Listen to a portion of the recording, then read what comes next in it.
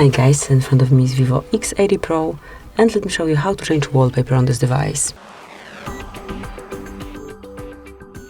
So at first open your settings, then find and select lock screen and wallpaper, and now click on a wallpaper.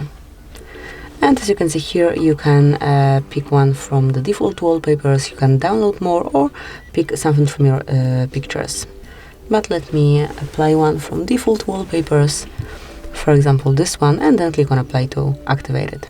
Now you just have to decide if it's just for your lock screen or home screen only. Maybe you want to apply it for both, then pick the third option.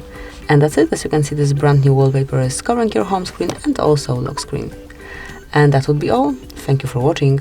Please subscribe our channel and leave the thumbs up.